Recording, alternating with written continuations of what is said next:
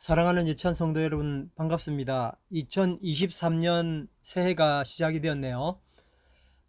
새해부터는 저는 로마서 1장부터 16장까지 말씀을 여러분들과 함께 이 목요 온라인 예배를 통해서 나누게 되겠습니다. 기대하시고 말씀 가운데 하나님의 은혜를 크게 맛보고 또 경험하는 시간 되기를 간절히 바라겠습니다. 오늘은 1장입니다. 로마서 전체를 사실 다 한다는 것 자체가 우리에게 큰 도전이기도 한데요. 그렇게 하지 않고 한 주에 한 장씩 이렇게 읽고 또 말씀을 나누는 대략적인 로마서를 보도록 하겠습니다. 로마서 1장 다 함께 읽어보도록 하겠습니다. 저는 새번역 성경입니다. 그리스도 예수의 종인 나 바울은 부르심을 받아 사도가 되었습니다. 나는 하나님의 복음을 전하기 위하여 따로 세우심을 받았습니다. 이 복음은 하나님께서 예언자들을 통하여 성경에 미리 약속하신 것으로 그의 아들을 두고 하신 말씀입니다. 이 아들은 육신으로는 다윗의 후손으로 태어나셨으며 성령으로는 죽은 사람들 가운데서 부활하심으로 나타나신 권능으로 하나님의 아들로 확정되신 분이십니다. 그는 곧 우리 주 예수 그리스도이십니다. 우리는 그를 통하여 은혜를 입어 사도의 직분을 받았습니다. 그것은 우리가 그 이름을 전하여 모든 민족이 믿고 순종하게 하려는 것입니다. 여러분들도 그들 가운데 들어있어서 예수 그리스도의 부르심을 받은 사람이 되었습니다. 나는 로마에 있는 모든 신도에게 이 편지를 씁니다.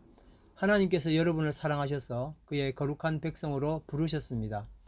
하나님 우리 아버지와 주 예수 그리스도께서 내려주시는 은혜와 평화가 여러분에게 있기를 빕니다. 나는 먼저 여러분 모두의 일로 예수 그리스도를 통하여 나의 하나님께 감사를 드립니다. 그것은 여러분의 믿음에 대한 소문이 온 세상에 퍼지고 있기 때문입니다. 하나님은 내가 그 아들의 복음을 전하는 일로 충심으로 섬기는 분이시기에 내 마음속을 알고 계십니다. 나는 기도할 때마다 언제나 여러분을 생각하며 어떻게 해서든지 하나님의 뜻으로 여러분에게로 갈 수 있는 좋은 길이 열리기를 간구하고 있습니다. 내가 여러분을 간절히 보고 싶어 하는 것은 여러분에게 신령한 은사를 좀 나누어 주어 여러분을 굳세게 하려고 하는 것입니다. 이것은 내가 여러분과 함께 지내면서 여러분과 내가 서로의 믿음으로 서로 격려를 받고자 하는 것입니다. 형제자매 여러분은 이것을 아시기 바랍니다. 나는 여러분에게 가려고 여러 번 마음을 먹었으나 지금까지 길이 막혀서 뜻을 이루지 못하였습니다. 나는 다른 이방 사람들 가운데서도 열매를 거둔 것과 같이 여러분 가운데서도 그것을 좀 거두려고 했던 것입니다. 나는 그리스 사람에게나 미개한 사람에게나 지혜가 있는 사람에게나 어리석은 사람에게나 다 빚을 진 사람입니다. 그러므로 나의 간절한 소원은 로마에 있는 여러분에게도 복음을 전하는 일입니다. 나는 복음을 부끄러워하지 않습니다. 이 복음은 유대 사람을 비롯하여 그리스 사람에게 이르기까지 모든 믿는 사람을 구원하는 하나님의 능력입니다. 17절 하나님의 의가 복음 속에 나타났습니다. 이 일은 오로지 믿음에 근거하여 일어납니다. 이것은 성경에 기록한 바 의인은 믿음으로 살 것이다 한 것과 같습니다. 하나님의 진노가 불의한 행동으로 진리를 가로막는 사람의 모든 불경건함과 불의함을 겨냥하여 하늘로부터 나타납니다. 하나님을 알 만한 일이 사람에게 환히 드러나 있습니다. 하나님께서 그것을 환히 드러내 주셨습니다. 이 세상 창조 때부터 하나님의 보이지 않는 속성, 곧 그분의 영원하신 능력과 신성은 사람이 그 지으신 만물을 보고서 깨닫게 되어 있습니다. 그러므로 사람들은 핑계를 댈 수가 없습니다. 사람들은 하나님을 알면서도 하나님을 하나님으로 영화롭게 해드리거나 감사를 드리기는커녕 오히려 생각이 허망해져서 그들의 지각 없는 마음이 어두워졌습니다. 사람들은 스스로 지혜가 있다고 주장하지만 실상은 어리석은 사람이 되었습니다. 그들은 썩지 않는 하나님의 영광을 썩어 없어질 사람이나 새나 네발 짐승이나 기어다니는 동물의 형상으로 바꾸어 놓았습니다. 그러므로 하나님께서는 사람들이 마음의 정욕대로 하도록 더러움에 그대로 내버려 두시니 서로의 몸을 욕되게 하였습니다. 사람들은 하나님의 진리를 거짓으로 바꾸고 창조주 대신 피조물을 숭배하고 섬겼습니다. 하나님은 영원히 찬송을 받으실 분이십니다. 아멘. 이런 까닭에 하나님께서는 사람들을 부끄러운 정욕에 내버려 두셨습니다. 여자들은 남자와의 바른 관계를 바르지 못한 관계로 바꾸고, 또한 남자들도 이와 같이 여자와의 바른 관계를 버리고 서로 욕정에 불탔으며 남자가 남자와 더불어 부끄러운 짓을 하게 되었습니다. 그래서 그들은 그 잘못에 마땅한 대가를 스스로 받았습니다.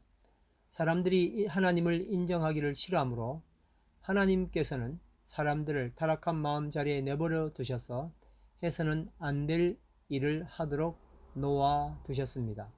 사람들은 온갖 불의와 악행과 탐욕과 악의로 가득 차 있으며 시기와 살이와 분쟁과 사기와 적의로 가득 차 있으며 수군거리는 자요, 중상하는 자요, 하나님을 미워하는 자요, 불순한 자요, 오만한 자요, 자랑하는 자요, 악을 꾸미는 모략꾼이요, 부모를 거역하는 자요, 우매한 자요, 신의가 없는 자요, 무정한 자요, 무자비한 자입니다. 그들은 이와 같은 일을 하는 자들은 죽어야 마땅하다는 하나님의 공정한 법도를 알면서도 자기들만 이런 일을 하는 것이 아니라 이런 일을 저지르는 사람을 두둔하기까지 합니다. 아멘. 로마서 1장 전체를 여러분 앞에 봉독하였습니다. 오늘 말씀의 요절은 1장 16절로 잡아보았습니다. 내가 복음을 부끄러워하지 아니하노니 이 복음은 모든 믿는 자에게 구원을 주시는 하나님의 능력이 됨이라. 먼저는 유대인에게요, 그리고 헬라인에게로다. 여러분 한번 따라 하시면 좋겠습니다. 로마서 1장 16절입니다. 내가 복음을 부끄러워하지 아니하노니 이 복음은 모든 믿는 자에게 구원을 주시는 하나님의 능력이 됨이라. 먼저는 유대인에게요, 그리고 헬라인에게로다. 네, 감사합니다. 여러분, 우리는 그동안 복음이라는 말을 많이 들어왔잖아요. 과연 복음은 무엇일까요? 사도 바울은 복음을 아주 명료하게 설명하고 있습니다. 복음은 예수다. 아주 간단하죠. 복음은 예수다. 복음은 하나님의 선지자들을 통하여 그의 아들에 관하여 성경에 미리 약속하신 것이다. 그걸 어떻게 약속했느냐? 두 가지로 압축을 해본다면, 첫 번째는 그의 아들에 관해서 말하면 육신으로는 다윗의 혈통에서 나셨고, 첫 번째는 뭐라고요? 육신적으로는 다윗의 혈통으로 나야 한다 하는 겁니다. 두 번째는 어떻게 돼야 될까요? 4절 말씀입니다. 성결의 영으로는 죽은 자들 가운데서 부활하사 능력으로 하나님의 아들로 선포되셨다. 그렇게 이야기를 했습니다. 바로 예수 그리스도이시죠. 자, 여러분, 복음은 능력입니다. 복음은 첫 번째 뭐라고요? 예수다. 두 번째는 복음은 능력이다. 지금 로마서 1장에서 바울은 이렇게 서술형으로 이 말씀을 써 두었던 겁니다. 16절 17절에 이 복음은 유대 사람을 비롯하여 그리스 사람에게 이르기까지 모든 믿는 사람을 구원하는 하나님의 능력입니다. 라고 기록했습니다. 하나님의 의가 복음에 나타났고 믿음으로 믿음에 이르게 합니다. 자, 여러분, 어떻게 우리가 하나님을 믿을 수 있느냐? 그 믿음밖에 없다는 거예요. 그리고 또 다른 뭔가가 있어서 계속 믿는 게 아니라 믿음으로 믿음에 이르게 한다는 겁니다. 이것은 바로 성경 말씀에 의인은 믿음으로 말미암아 살 것이다, 이 말씀과 같습니다. 죄인들에 대한 하나님의 진노는 뭘까요? 하나님을 알만한 일이 사람들에게 환히 드러나 있는데 난 모르고 그랬어 라고 아무도 핑계할 수 없다는 겁니다. 사람들은 하나님을 거부했고 하나님은 그의 적당한 조치를 취하셨다 하는 것입니다. 자, 하나님은 이 죄인들에게 어떻게 자신을 계시하셨습니까? 19절 20절 말씀해 보니까 하나님을 알만한 일이 사람에게 환히 드러나 있다, 그렇게 말씀합니다. 하나님께서는 그것을 훤히 드러내 주셨습니다. 이 세상 창조 때부터 하나님의 보이지 않는 속성, 곧 그분의 영원하신 능력과 신성은 사람이 그 지으신 만물을 보고서 깨닫게 되었습니다. 그러므로 사람은 절대 하나님 모른다고 핑계 댈 수가 없다, 이렇게 기록하고 있습니다.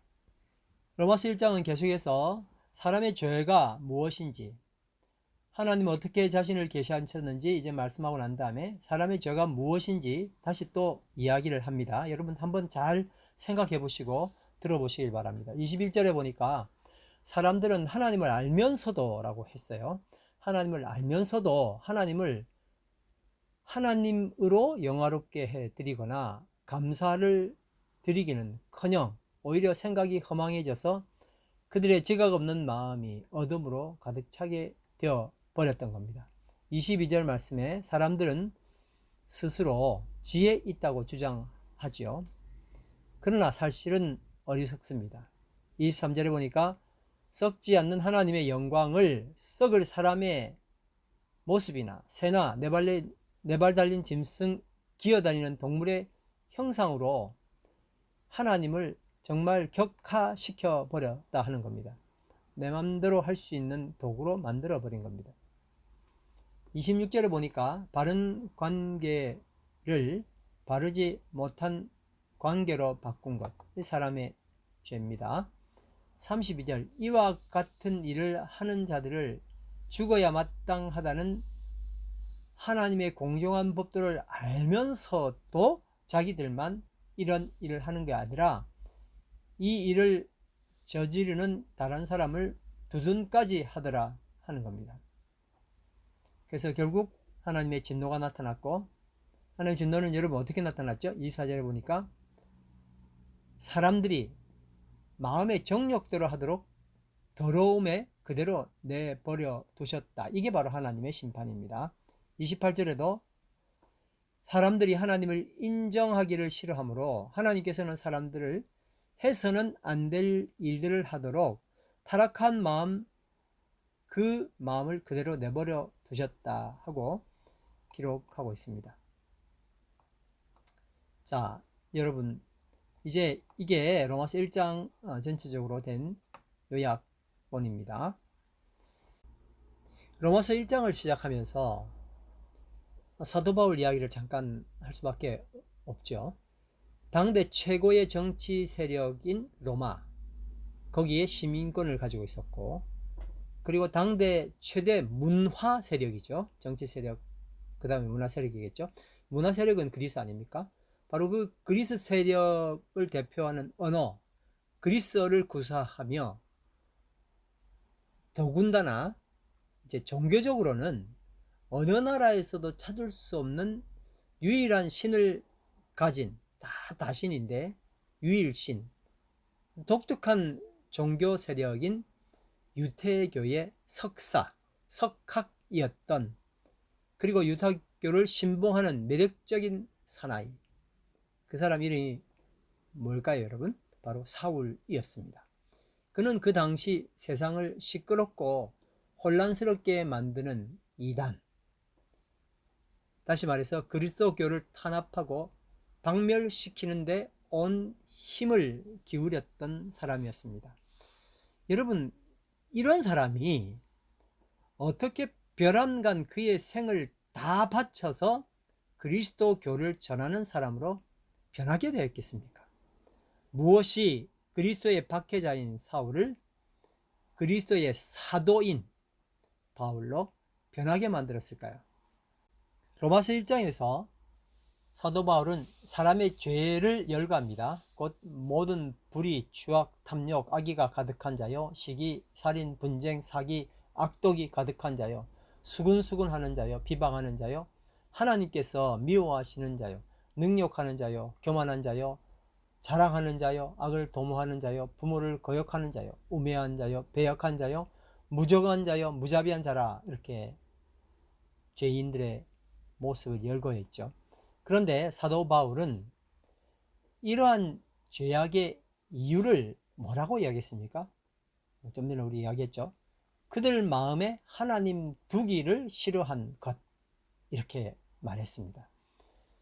그들이 마음에 하나님 두기를 싫어한다는 것에 대한 좀 더 구체적인 표현은 21절에서 23절 말씀에 기록되어 있습니다. 하나님을 알되 하나님을 영화롭게도 아니하며 감사하지도 아니하고 오히려 그 생각이 허망하여지며 미련한 마음이 어두워졌나니 스스로 지혜 있다 하나 어리석게 되어 썩어지지 아니하는 하나님의 영광을 썩어질 사람과 새와 짐승과 기어다니는 동물 모양의 우상으로 바꾸었느니라. 그렇게 기록하고 있습니다. 여기서 우리는 하나님의 심판하시는 방법을 발견할 수 있습니다. 그것은 그냥 그들이 하도록 내버려 두는 것입니다.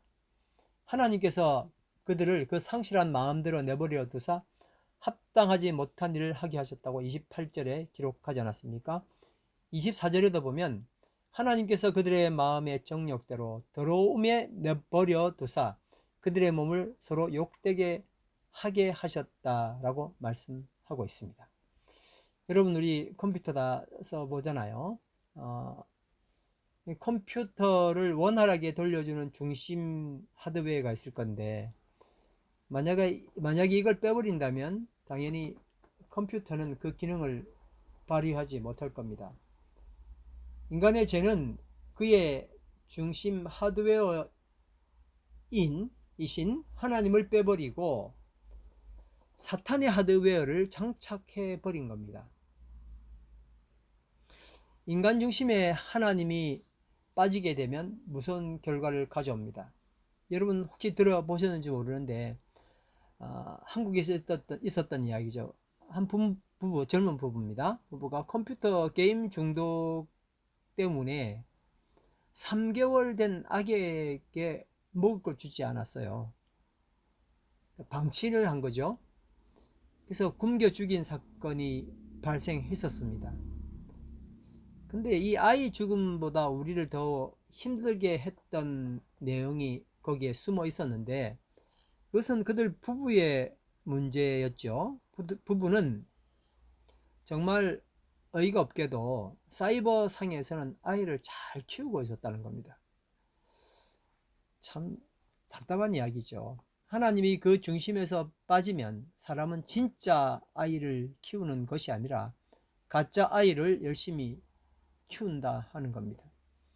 결국 진짜 아이는 죽게 되고 가짜의 가치를 부여하니까 그것을 키우는 어리석음에 빠지게 된 겁니다. 이것을 너무 극단적이냐구만 이렇게 말할 수도 있지만 여러분 실상은 하나님을 거부하는 인생들이 짓는 죄악의 단면일 뿐입니다. 노예는 노예를 낳습니다. 그는 노예인 그의 선조로부터 물려받은 가난과 빚 때문에 평생을 고통스러운 노역에서 벗어나지 못하고 사는 거죠. 아무리 발버둥 쳐도 이 사람 역시 그가 선조로부터 받았던 가난과 빚과 고역을 고스란히 그의 자녀들에게 넘겨줄 수밖에 없는 겁니다. 노예는 주인의 소유물이었습니다. 주인에게는 단지 말 못하는 노예, 짐승이겠죠? 말하는 노예, 사람이 있을 뿐입니다. 뭐라 그래도 그냥 내가 소유하는 그냥 노예인 겁니다. 주인은 자기의 의도대로 노예를 팔기도 하고 죽이기도 합니다. 그러나 노예의 선조가 처음부터 노예는 아니었겠죠. 예를 들면 야곱은 그가 사는 땅에 흉년이 들어서 어쩔 수 없이 이웃나라 이집트로 온 가족과 함께 이주를 했죠. 그런데 점점 세월이 흐르면서 야곱의 후손들은 모두 이스라엘의 노예가 되고 말았던 겁니다. 하나님이 만드신 사람이 사탄의 게임으로 하나님을 거부하게 된 것이 죄입니다. 사탄이 사람을 노예로 삼기 위해 하는 첫 번째 단계가 뭘까요? 하나님을 거역하는 것 아닙니다. 하나님을 거역하게 하는 것이 그의 목표겠지만 처음부터 그렇게 하지 않고 단지 사람의 욕망에 충실하면 된다고 부추기는 것을 첫 번째 합니다. 하나님이 욕망을 주셨는데 그 욕망에 충실한 게 뭐가 문제야? 라고 정말 맛있고 달콤한 사탕을 입에 물려주는 거죠. 그런데 여러분 뭐 다 경험해 보셨겠지만 그 맛을 본 사람은 자신의 욕망의 노예가 되어서 서서히 하나님을 멀리하게 됩니다. 욕망의 노예가 되면 이제 사탄은 손쉽게 사람을 조종할 수 있겠죠. 자, 그렇게 해서 결국 사람은 사탄의 노예가 되는 것입니다. 그러나 하나님은 사람의 원래 모습을 회복하시기를 원하셨습니다. 노예가 아니라 자유자로 살기를 원하셨습니다. 근데 여러분 이것은 어느 날 갑자기 계획된 게 아니고 구약의 선지자들이 알았고 예언하고 기대한 바와 같이 미리 계획하신 섭리 아래 있었던 겁니다. 그것은 하나님의 아들을 이 땅에 보내어 인간을 죄와 사탄의 노예의 신분에서 해방시키는 것이었습니다. 그럼 여러분 누가 하나님 아들인지 알아야 되겠죠.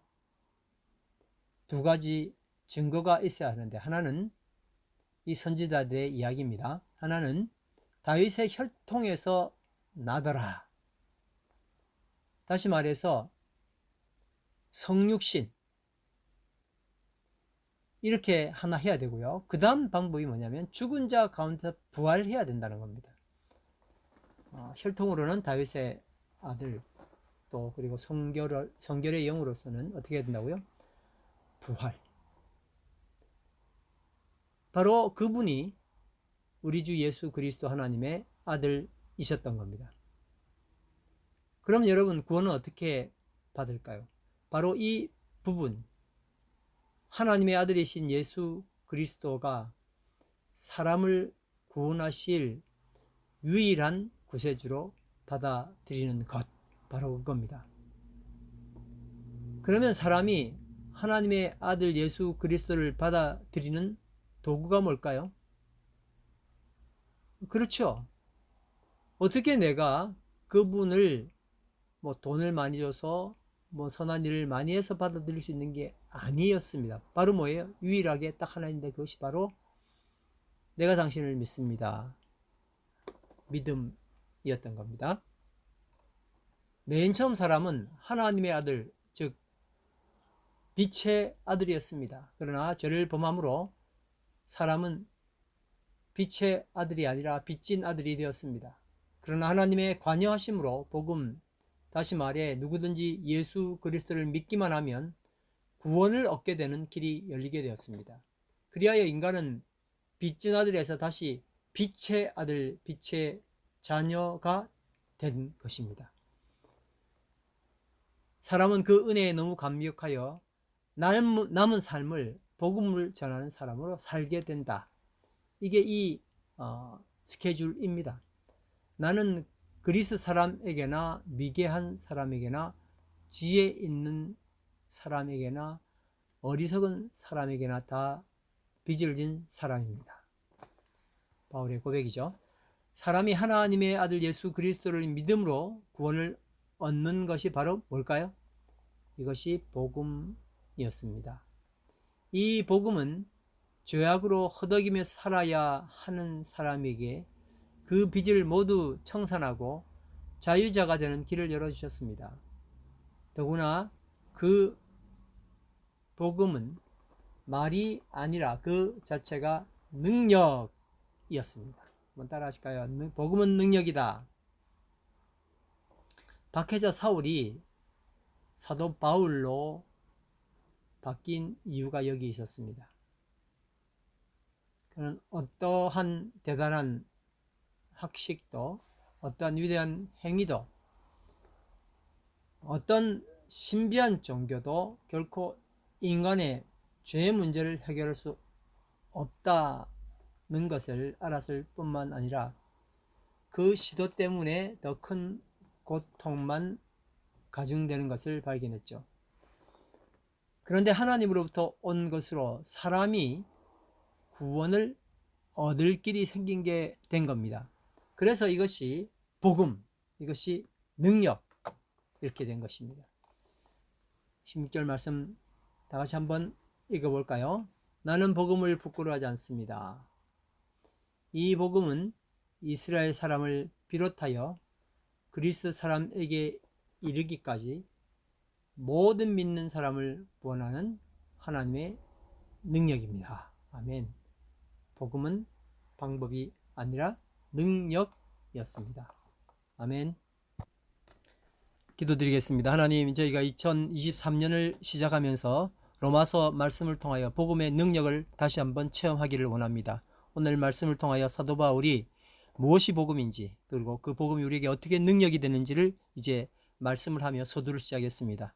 이제 1년 보내면서 로마서를 통하여 예수 그리스도의 복음의 능력이 얼마나 대단한지, 우리는 또 어떻게 이 말씀을 적용하고 살아가야 할지 다시 배우는 귀한 시간 될 수 있도록 인도하여 주시옵소서. 사도가 된 바울은, 사도의 사명은 복음 전파에 있고 복음의 핵심은 그 아들에 있고 그 아들의 성육신과 부활의 능력이 그 아들에게 있으며 이 모든 능력으로 모든 믿는 자가 구원을 받았으며 이 믿음으로 의인은 살아간다고 고백을 했습니다. 말씀을 통하여 은혜 받고 축복받는 한 주간 될 수 있도록 인도하여 주시옵소서. 예수님 이름으로 기도드립니다. 아멘.